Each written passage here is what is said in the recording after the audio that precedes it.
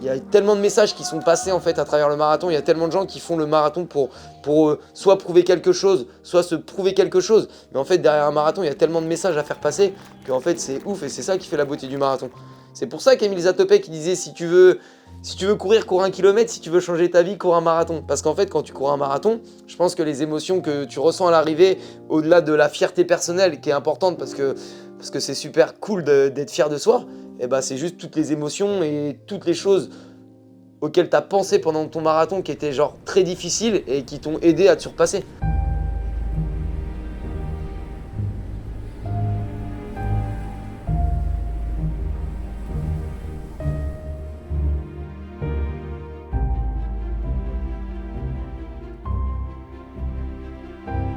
I recoup my QR code. Yeah. My name Louvet, L-O-U-V-E-T. Tu sens la galère du dossard là ou pas? You want to change it, you can change it and we go together to the start. Ok. And you understand? Yeah, a little. little? But it's my friend, he speaks English very well.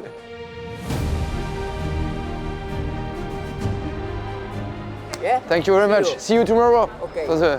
Okay? Thank you. Thank you. Have a nice day. Thank you.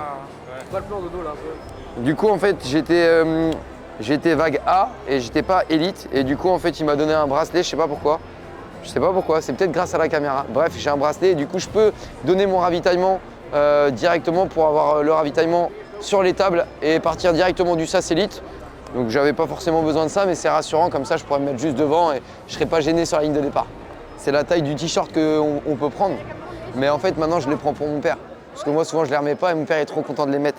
Donc là, il est là, donc ça tombe bien, je vais lui dire d'aller le chercher directement.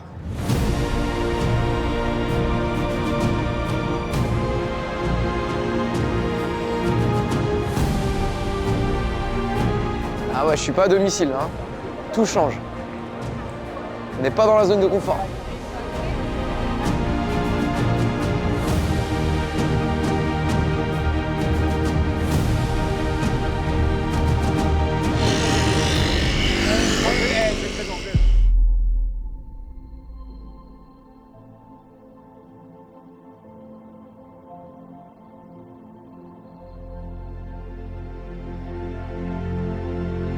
Et donc là à ma droite il y a Thomas, alias Thomas Running officiel sur les réseaux et c'est 140 abonnés. Il est présent pour me faire mon ravitaillement et il m'a aussi accessoirement emmené. Et donc c'est mon comment on peut dire? Je suis ton ange gardien sur la course. Ah, voilà, il sera pas loin de moi normalement tout au long du parcours pour me crier dessus et me donner 2-3 ravitaillements si j'en oublie. À ma gauche d'un camp, lui bah on le présente plus, moi, je l'ai retrouvé là, hein, il fait pas vraiment partie de ma team parce que c'est pas moi qui livre demain. Il préfère livrer les femmes. Écoute, je suis désolé. Tu m'as pas proposé? Non, mais tu m'as pas proposé non plus. Et de l'autre côté, là on a papa et maman. Alors il faut savoir que c'est mon 3e marathon, j'en ai fait 2 à Paris et ils sont pas venus me voir. C'est vrai, vous avez pas pu. Et du coup là, il y a 3 semaines, je leur ai dit si vous êtes dispo, on peut aller à Rotterdam et on va aller faire un petit périple. Donc voilà, ils sont là en tant que fidèles supporters et je suis très content de les avoir emmenés pour courir dimanche dans les rues de Rotterdam. Allez Dorian! Allez Rotterdam, allez Dorian!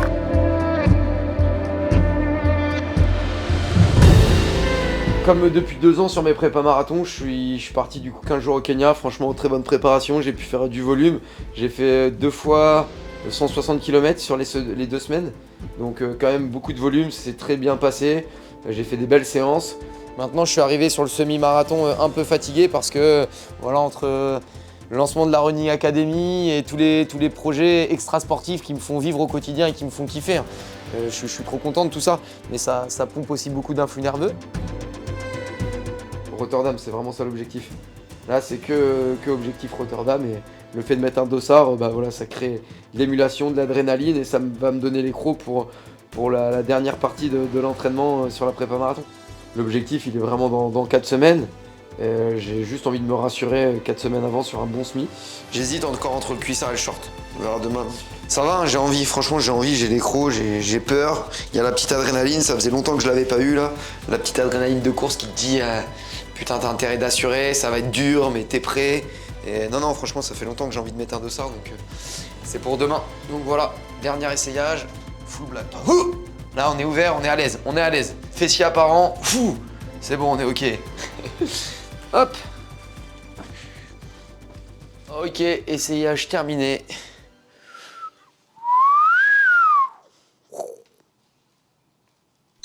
T'as qu'une envie, c'est de courir depuis des jours, depuis des semaines.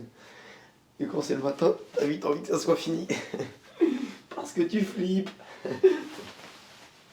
Puis après, voilà, sur le départ, on fera des bonnes lignes droites. Et après, coup de pétard et c'est parti.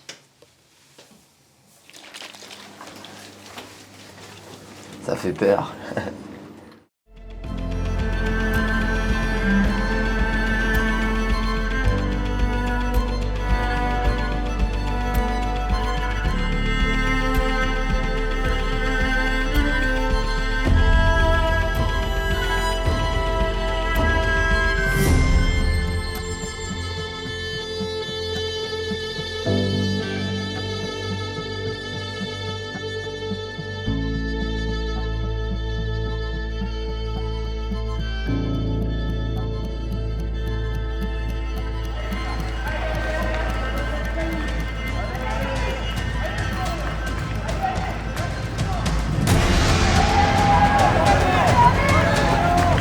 Allez Dodo, allez.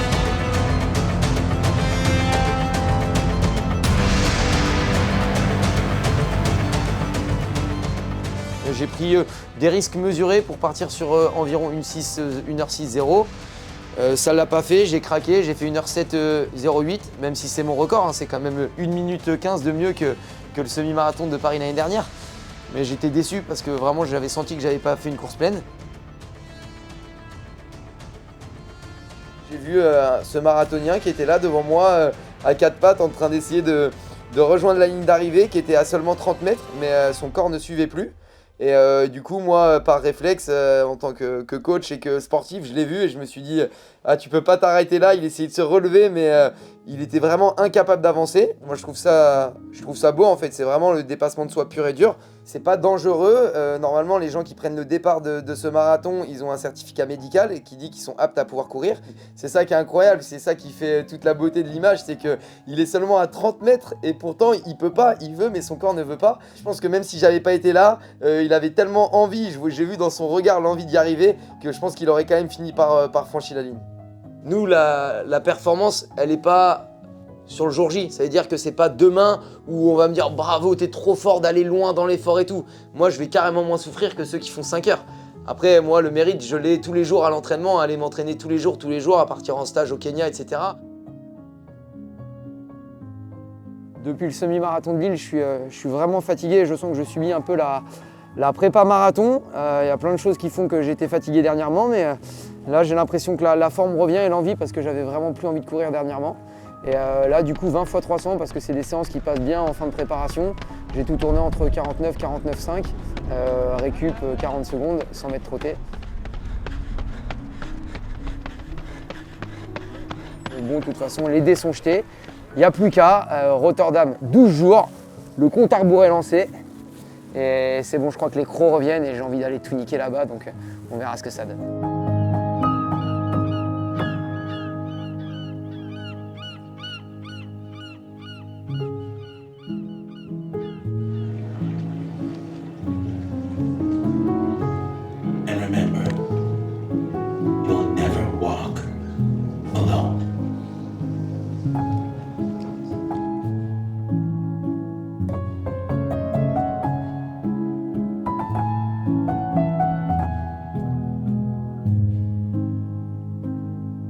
On prépare les boissons énergétiques pour demain.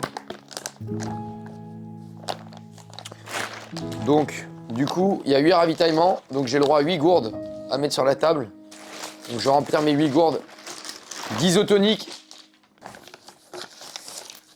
Goût menthe. Franchement, c'est surtout le goût qui fait la diff aussi là. On se croirait dans un laboratoire où on fait des trucs chelous.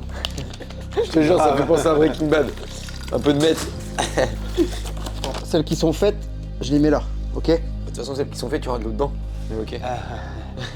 À un moment donné, Dorian, il peut pas lui arriver que des galères. Il faut bien qu'il y ait une petite bonne étoile de temps en temps, Toujours. tu vois. Moi, j'ai toujours de la chance dans mes galères. Ouais, t'as Franchement, de la chance tardivement. Là, c'était dès l'arrivée que ça s'annonçait bien, tu vois. J'ai jamais même bu de boisson d'effort pendant le marathon. Donc faut pas croire qu'il faut absolument les boissons d'effort pour aller vite. L'année dernière, sur mon marathon, j'ai pris un gel tous les 10 bornes. Secouler là. Secouler parce que ça va se colmater là. J'ai pris un gel tous les 10 bornes l'année dernière. Et là, du coup, je vais en prendre un tous les 5-6 bornes. Comme ça, voilà, on va optimiser l'hydratation et l'alimentation. Donc voilà, gel tous les 5-7 bornes. Je crois que j'ai un peu peur. Je crois que j'ai un peu peur. Je te le dis, j'ai un peu peur. Après, j'essaie de prendre du recul sur ce que je me dirais en temps normal, ce que je dis à mes athlètes. Tu vois, toutes les séances que tu as faites à l'entraînement où tu t'es dit impossible que je tienne cette allure-là sur 42 bornes, alors que là, je l'ai tenu pendant 16 bornes et j'étais cuit. Je vais le mettre, le petit RIP Kelvin Kiptoum, parce qu'en vrai, j'aurais kiffé de ouf courir à ses côtés. Enfin, courir, tout est relatif, hein, mais être à ses côtés sur la ligne de départ, ça aurait été ouf. Et en vrai, c'est triste pour l'athlétisme et la course à pied. Donc voilà.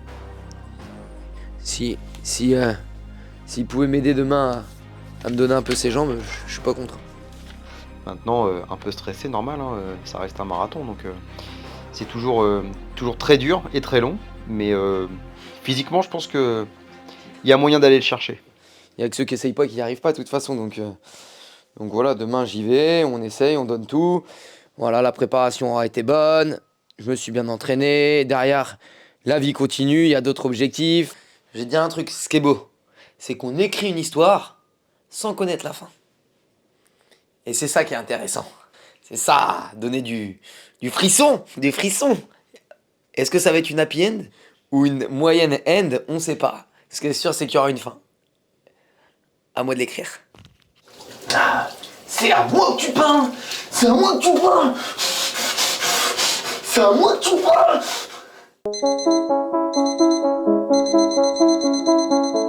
La course à pied est un sport individuel collectif. Et du coup, aujourd'hui, on est tous là dans la même chambre pour un seul et même bonhomme. Dorian Louvet. Putain. J'ai tellement peur. Je te jure, j'ai trop peur. Un peu la pression là. Ouais, j'ai peur. De Un ouf. peu la pression, ouais. De ouf. Si on a peur, c'est bon signe. La peur, ça fait J'ai- vibrer, ça rend le défi plus croustillant. Dorian il m'a dit qu'on avait un groupe de filles là avec des lièvres qui partaient sur 2,20. Donc l'idée ça va être de coller ce groupe là, de se cacher au maximum. Normalement les conditions elles sont bonnes.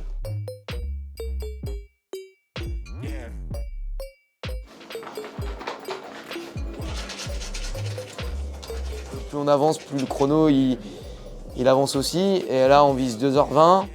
Donc c'est quand même, je pars 5 minutes plus rapide que l'année dernière, même si l'année dernière j'avais accéléré, j'avais fini en 2h23 10. C'est quand même 3 minutes 10, donc c'est en fait j'ai 1 kilo à gagner quoi, 1 km à gagner.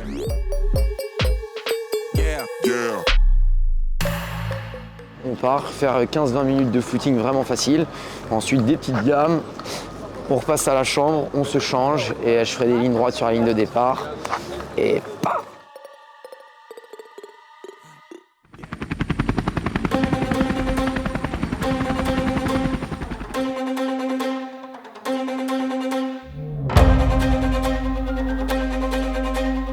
J'ai vu tout de suite qu'en fait l'allure 2h20 normalement c'est 3,19 au kilo et j'ai vu qu'on était en 3,20 donc je lui ai dit et le lièvre il avait pas l'air d'avoir su ça et du coup c'était un peu chiant donc je lui ai demandé d'accélérer un petit peu mais il était là, lui il était là pour les femmes.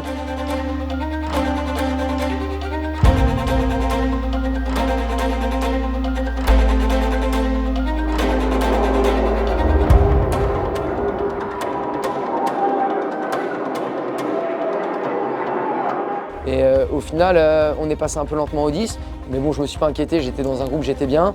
Au semi, on passe encore un petit peu lentement. Voilà, il y a plein de filles qui pétaient, lui il faisait que de se retourner, je lui disais garde l'allure, mais lui il était là pour les filles. Et entre le 25 et le 30e, il a vraiment ralenti.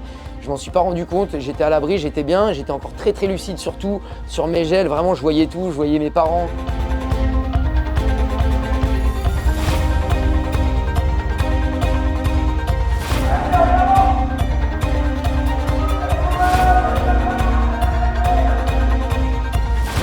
Et là, en fait, j'ai regardé l'allure au 30e et j'ai vu que j'avais perdu 25 secondes entre le 25e et le 30e. Et là, je me suis dit, putain, en fait, ça se trouve, je viens de perdre mon 2h20 ici. Donc j'ai décidé de partir tout seul, j'ai réaccéléré. J'ai fait 2-3 kilos vraiment beaucoup plus rapide. Je me suis mis sur 3,16, 3,17.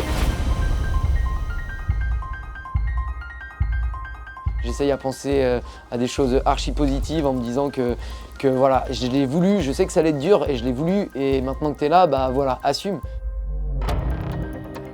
Et voilà, dans les moments difficiles, même quand je m'endors, je me dis relance et j'étais tout seul, face au vent. Vraiment, je galérais, je me dis mais c'est l'enfer ici. Et je me disais vas-y, c'est bon, c'est quoi, il reste 20 minutes mec, lâche pas, appuie.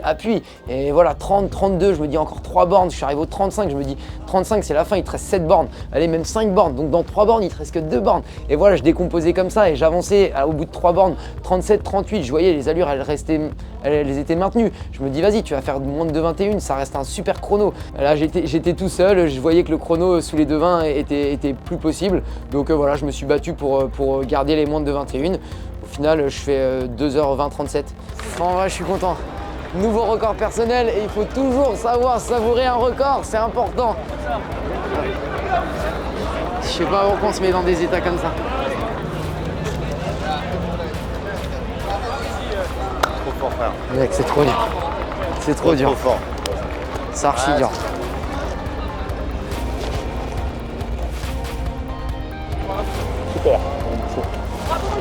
Super. Merci de nous avoir fait vivre cette aventure. T'es content? C'était super. Trop fier. Simplement trop fier. En plus, comme c'est nos anniversaires réciproques, c'est sympa. Ça fait un beau cadeau.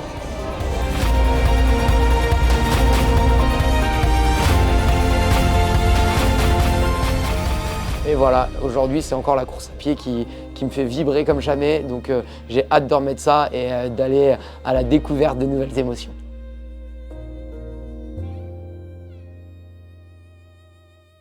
Tu vois, je le dis tout le temps, en fait, le sport, c'est l'école de la vie et la course à pied en fait partie.